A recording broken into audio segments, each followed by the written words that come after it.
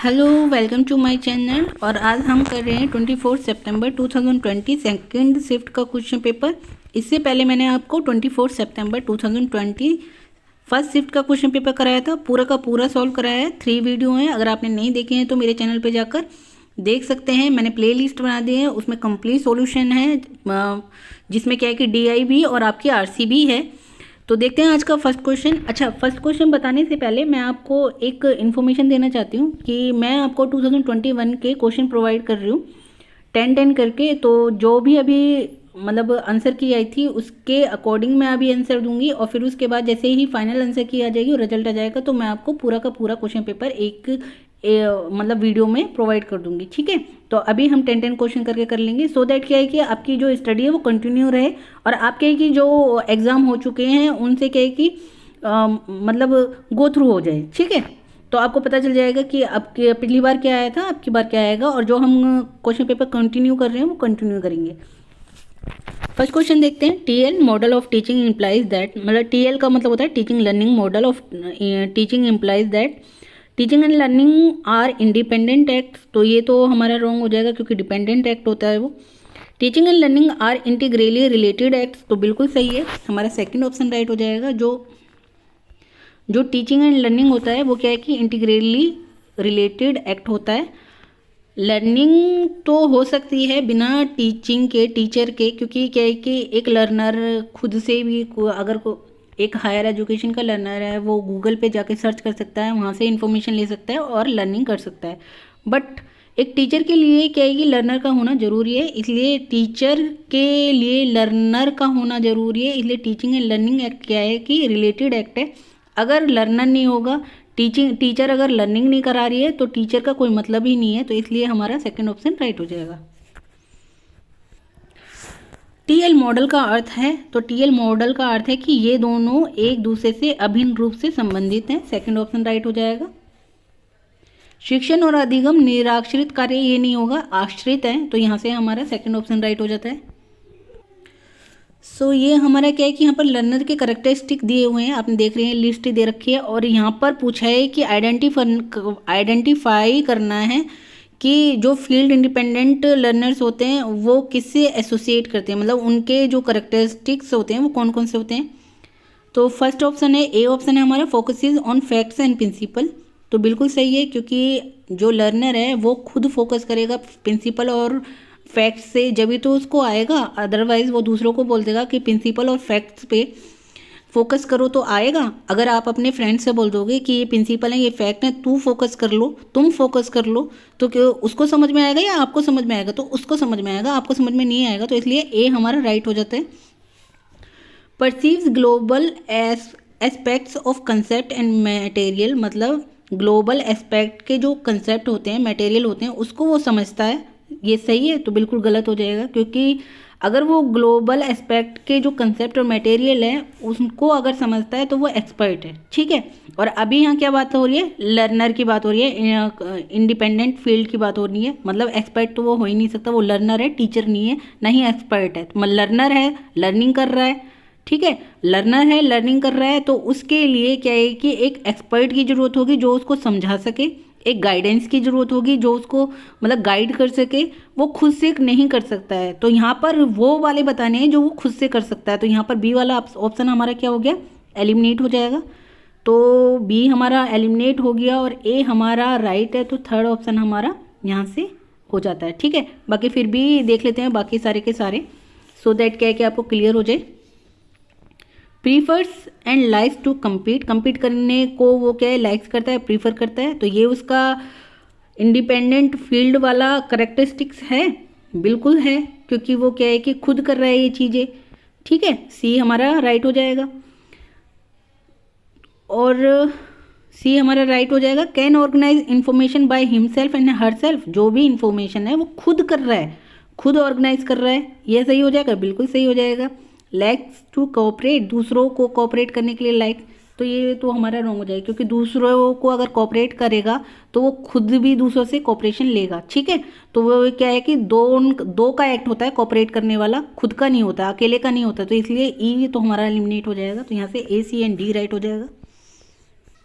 ये हिंदी वालों के लिए कि अधिगमकर्ता मतलब होता है लर्नर। जो लर्नर है अधिगम करता है, उसकी मतलब जो क्षेत्र स्वायत्त हैं अधिगमकर्ता से संबंधित वो करने हैं, उनको आइडेंटिफाई करना है, उनको देखना है। तथ्य और सिद्धांतों पर ध्यान केंद्रित करना कर सकता है, खुद कर सकता है, ए हमारा राइट हो जाएगा। अवधारणाओं और सामग्रियों के वैश्विक पहलुओं को समझता है, तो इसके लिए एक्सपर्ट की जरूरत होती है, गाइडेंस की जरूरत होती है, तो ये बी हमारा एलिमिनेट हो जाएगा। बी एलिमिनेट होती है, हमारा आंसर हो जाएगा, क्योंकि ए हमारा राइट है और बी हमारा एलिमिनेट हो गया, तो थर्ड ऑप्शन राइट हो जाएगा। प्रतिस्पर्धा करने को अधिमानता देता है और पसंद करता है, ये भी उसका मतलब क्षेत्र स्वायत्त है। स्वयं द्वारा सूचना व्यवस्थित कर सकता है, बिल्कुल सही है, तो ये हमारा थर्ड ऑप्शन राइट हो जाता है। इस वाले क्वेश्चन में क्या करना है, which of the following are said to be style related competencies of an effective teacher. मतलब इफेक्टिव टीचर की जो स्टाइल रिलेटेड कॉम्पिटेंसीज होती हैं वो बतानी है। इफेक्टिव टीचिंग अलग होती है, इफेक्टिव टीचर का बताना है, तो टीचिंग में कुछ अलग होता है, टीचर का कुछ अलग होता है, तो यहाँ पर इफेक्टिव टीचर का बताना है।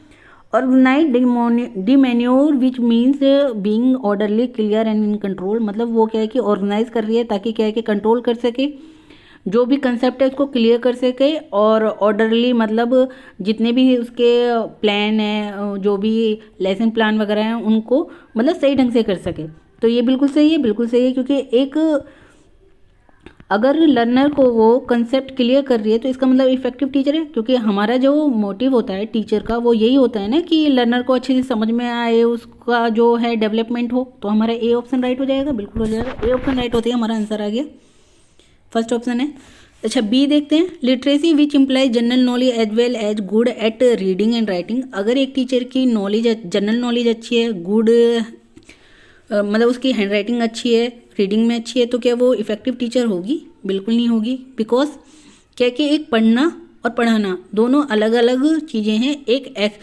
एक बहुत ही ब्रिलियंट बच्चा है वो एक टीचर नहीं हो सकता क्योंकि उसको दूसरों को समझाना नहीं आता, ठीक है। एक एवरेज स्टूडेंट है वो टीचर हो सकता है क्योंकि उसको दूसरों को समझाना आता है, ठीक है। तो ये तो बी तो हमारा ऑप्शन एलिमिनेट हो गया। Self efficacy which refers to person self perceived capacity to perform a task. मतलब उसमें सामर्थ्य है कि वो एक टास्क को अच्छे से परफॉर्म कर सके। तो टास्क अगर वो अच्छे से परफॉर्म कर रही है, मतलब लेसन प्लान दे रही है, ढंग से लेसन प्लान कर रही है, या फिर व्हाट्सएप पे जो सिलेबस है उसको अपडेट कर रही है, ये सब कर रही है, मतलब जो भी उसके टास्क हैं सारे के सारे कर रही है, बट उसको स्टूडेंट को समझाना नहीं आ रहा है, तो क्या वो इफेक्टिव टीचर्स की कॉम्पिटेंसीज में आती है? नहीं आती। क्योंकि उसका सबसे मेन जो मकसद होना चाहिए वो ये होना चाहिए कि स्टूडेंट को समझ में आए, स्टूडेंट को पढ़ा सके, स्टूडेंट का डेवलपमेंट कर सके। तो सी हमारा यहाँ से मतलब एलिमिनेट हो जाएगा। वैसे सी भी होना चाहिए कि जो टास्क है वो करनी है, लेकिन जो सबसे इफेक्टिव होता है वो ये होता है कि एक स्टूडेंट को समझ में आए टीचर के सारे के सारे कंसेप्ट। सिर्फ वो टास्क यहाँ पर क्या दिया है, टास्क परफॉर्म, सिर्फ वो टास्क परफॉर्म कर रही है तो इससे कुछ नहीं होगा। उसको टास्क परफॉर्म भी होना चाहिए, उसकी नॉलेज भी अच्छी होनी चाहिए वो जो, और सबसे मेन बात है कि ये सारे के सारे होने के साथ साथ उसको ये सब स्टूडेंट को देना आना चाहिए, स्टूडेंट को समझना आना चाहिए, ठीक है, उसकी बातों को स्टूडेंट समझ सके। तो इसलिए हमारा सी हो जाएगा eliminate. Flexibility which means being sensitive and lenient. मतलब उसमें फ्लेक्सिबिलिटी है कि वो एक मेथड से समझा नहीं पा रही है तो दूसरा मेथड यूज़ कर रही है, दूसरे मेथड से नहीं समझा पा रही है तो तीसरा मेथड यूज़ कर रही है। बिल्कुल होना चाहिए। वो सेंसिटिव है ताकि एक लर्नर सीख सके, मतलब वो मृदुभाषी है, वो अपने ऊपर कंट्रोल कर रही है। एक लर्नर 6 बार पूछ रहा है, 7 बार पूछ रहा है तो वो बता रही है, ठीक है, तो बता रही है, तो इसका मतलब ये सही हो गया, बिल्कुल सही होगा। Evaluating and providing feedback, evaluate करना, प्रोवाइडिंग फीडबैक हमारी इफेक्टिव टीचिंग में आता है, टीचर में नहीं। तो क्योंकि इफेक्टिव टीचिंग होती है जिसमें क्या है कि उसको फीडबैक प्रोवाइड करना चाहिए और इवेल्युएट करना चाहिए, इफेक्टिव टीचर में नहीं। तो ए एंड डी हमारा राइट हो जाएगा। यहाँ से नीचे दी गई सूचना में किसी प्रभावी शिक्षक की शैली संबंधित प्रवीणताएं कौन सी मानी जाती है? तो व्यवस्थित व्यवहार, जिसका अर्थ है क्रमानुसार, स्पष्ट और नियंत्रणाधीन होना। तो यहाँ पर सब कुछ आ जाता है एक ए में, तो इसलिए ये हमारा ए सही हो जाएगा। साक्षरता, जिसका अर्थ है सामान्य ज्ञान तथा वाचन लेखन कुशलता, ये हमारा मतलब रॉन्ग हो जाएगा, क्योंकि साक्षर तो सभी हैं लेकिन सभी टीचर नहीं बन सकते। आत्म सामर्थ्य जिसका तात्पर्य है कि किसी व्यक्ति को किसी कार्य को निष्पादित करने की आत्म प्रेक्षा, मतलब अपने टास्क को वो कंप्लीट कर रही है, तो ये भी नहीं होगा। ये होना चाहिए बट यहाँ पर नहीं होगा। नम्यता जिसका अर्थ है संवेदनशील और मृदु होना, बिल्कुल सही है, नम्यता होना चाहिए। सो दैट क्या है कि वो किसी भी कंसेप्ट को अच्छे से समझा सके, बार बार समझा सके, अपने मेथड को चेंज करके समझा सके। मूल्यांकन और फीडबैक प्रदान करना, ये हमारा क्या है कि इफेक्टिव टीचिंग में आती है। टीचर में नहीं, यहाँ पर शिक्षक की बात हो रही है, ठीक है, टीचिंग की बात नहीं हो रही है। तो यहाँ से हमारा ए ऑप्शन राइट हो जाएगा, फर्स्ट ऑप्शन राइट हो जाएगा। यहाँ पर क्या है कि स्केल ऑफ मेजरमेंट दिए गए हैं और प्रॉपर्टीज दी गई हैं। तो नॉमिनल, ए ऑप्शन है हमारा नॉमिनल, बी है ऑर्डिनल, सी है इंटरवल एंड डी हमारा रेशियो है। तो नॉमिनल में क्या होता है, हम सिर्फ क्लासिफिकेशन करते हैं, ओनली नेम, या फिर मतलब ये नेम इसका वेजिटेबल्स को अलग रख दिया, फ्रूट्स को अलग रख दिया, तो नेम का क्लासिफिकेशन करते हैं। तो ए का हमारा क्या होगा, 4 होगा। तो ए का 4 होते ही आंसर आ गया, क्योंकि कहीं किसी और में भी नहीं है।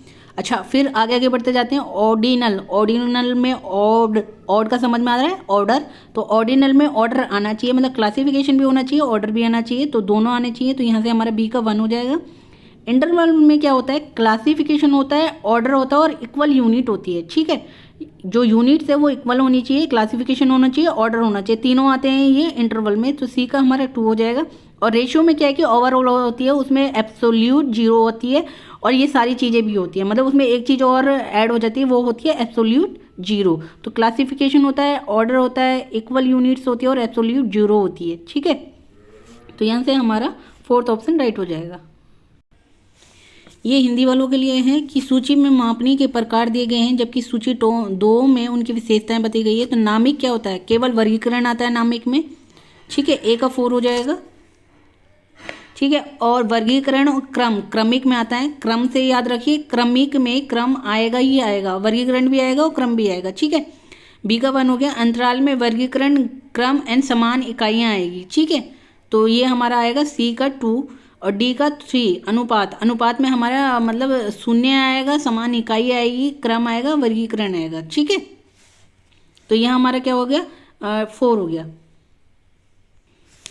वैसे मैं इसमें आपको 20 क्वेश्चन कराने वाली थी, लेकिन वीडियो बहुत बड़ी होगी, 12 मिनट्स हो चुके हैं, और अगर इससे आगे मैंने कराई तो और बड़ी हो जाएगी, तो इसलिए मैं 5 ही क्वेश्चन कराऊंगी। बाकी क्वेश्चन मैं या तो इवनिंग में करा दूंगी या फिर शाम को करा दूंगी, मतलब छोटी वीडियो बनाऊंगी अब की बार मैं, तो इसलिए फिर सिर्फ ये आज का लास्ट क्वेश्चन है, 5th क्वेश्चन है। Use of ICT is justified during teaching with a view to optimise learning outcome. मतलब जो ICT का यूज़ है उससे क्या है कि जो लर्निंग के आउटकम है उसके लिए हम उनका यूज़ कर सकते हैं।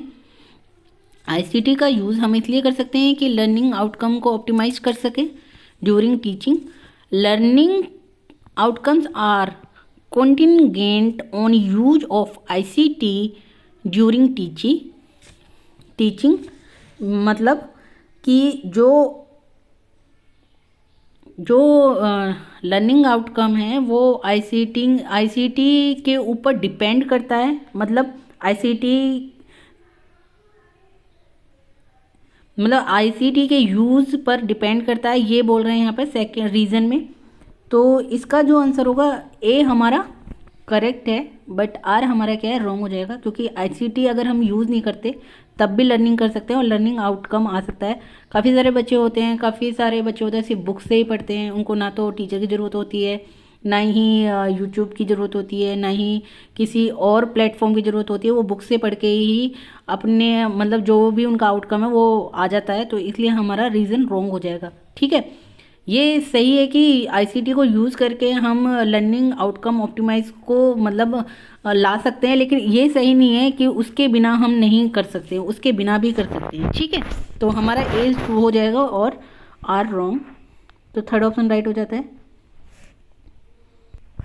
ये हिंदी वालों के लिए अधिगम परिणामों को इष्टतम बनाने के लिए शिक्षण अवधि में ICT का अनुप्रयोग सुसंगत हो सकता है, बिल्कुल हो सकता है कि अगर हम ICT को यूज़ कर रहे हैं तो हमारा जो अधिगम परिणाम है वो अच्छा हो सकता है, बिल्कुल हो सकता है। शिक्षण अवधि में अधिगम परिणाम ICT के अनुप्रयोग पर निर्भर करता है, बिल्कुल गलत है, क्योंकि शिक्षण अवधि में अधिगम परिणाम आईसीटी के ऊपर वो निर्भर नहीं करता है, क्योंकि काफ़ी सारे बच्चे ऐसे होते हैं जो सिर्फ बुक्स से पढ़ते हैं और उनके अच्छे मार्क्स आते हैं, अच्छी परफॉर्मेंस होती है। तो इसलिए हमारा ए सत्य है और आर गलत। तो यहाँ से हमारा थर्ड ऑप्शन राइट हो जाएगा।